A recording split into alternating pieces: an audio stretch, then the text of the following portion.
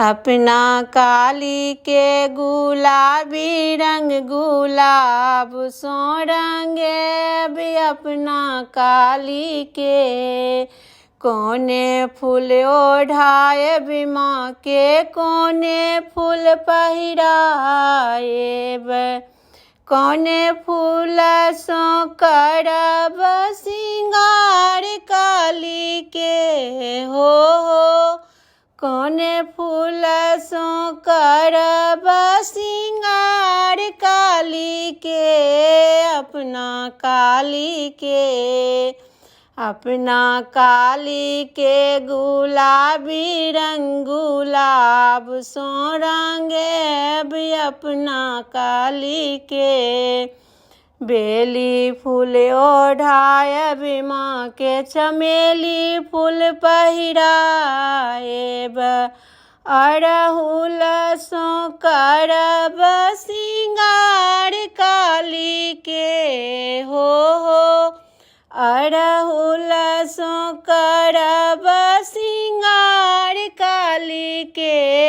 अपना काली के अपना काली के पियराही रंग सो रंगे भी अपना काली के कहाँ माना हेती काली कहाँ लटी झाड़ती कहाँ माही सोला हो सिंगार काली के हो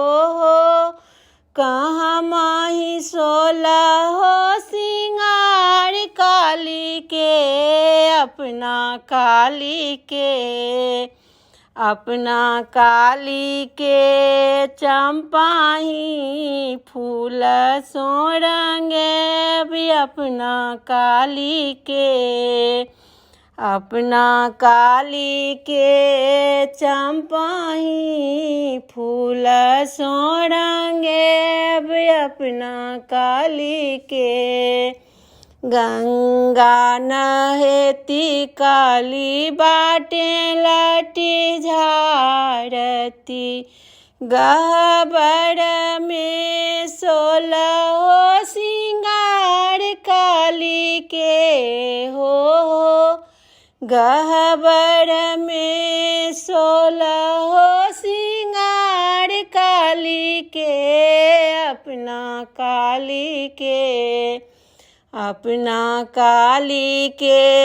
हरियरी रंग सो रंगे भी अपना काली के अपना काली के